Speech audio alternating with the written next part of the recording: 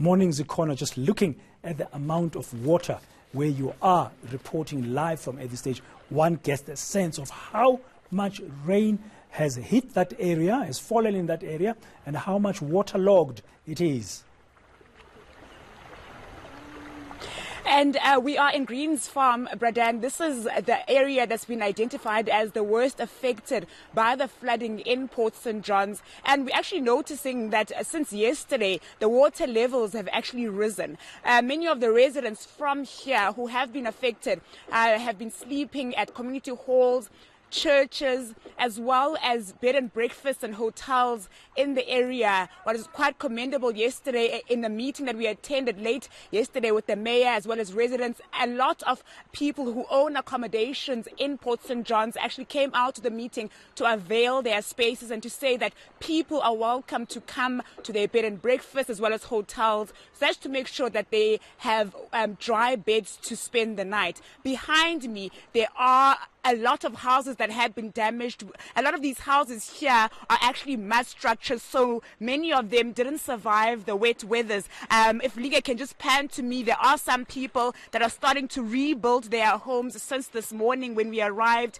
They've been here trying to gather whatever they can to try and bring their lives back to normality. As I've mentioned, many of the residents are not sleeping here. They're not living here at the moment. They've been moved to the local town hall, and really authorities are just trying to make sure that everyone is safe. And I presume since we were here yesterday, since the water levels have risen, a lot more people would have sought that help because this is not what it was yesterday. The water is a lot higher today, and people that have chosen to stay at their homes while the rescue operations are underway are actually paving through here. We've seen school children trying to access the main road, which is in front of me. They're walking through this water, and I can definitely tell you that it's not safe because this area is using long drop toilets, so there's sewer, human sewer in this water, so it's certainly not safe for even children to be walking through here. So we're hoping that something can be done soon.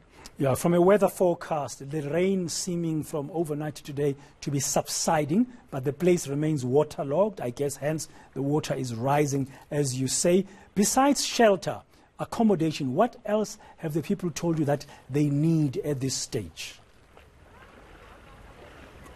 So school children have lost school books as well as school uniforms. People are saying they have lost everything. Yesterday when we were here, there's a woman who was taking the fridge out of her home, trying to dry whatever clothes that she can. People are saying that they have lost whatever belongings they had. Some of them have even lost documentation, ID books, birth certificates for their children. But a lot of parents are raising the concern that they have, that their children need to be attending school. So now they've lost everything. They're really asking for anyone that can help them in this situation to come forward. And Zikhona, before I let you go, have you seen any evidence of some relief efforts besides rescue efforts of sorts in that area of Green Farms and the surrounding areas around Port St. John's?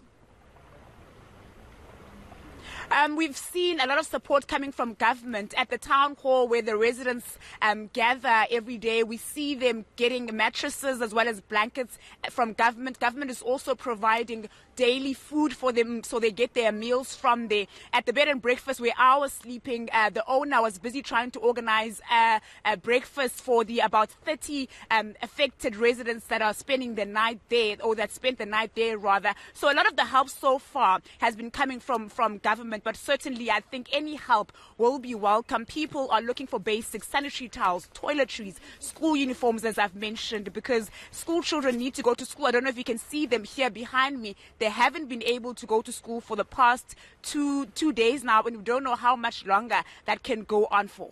Thank you very much, Zikhona Chona, live to us there from Green Farms, one of the worst affected areas in Port St. John's in the Eastern Cape.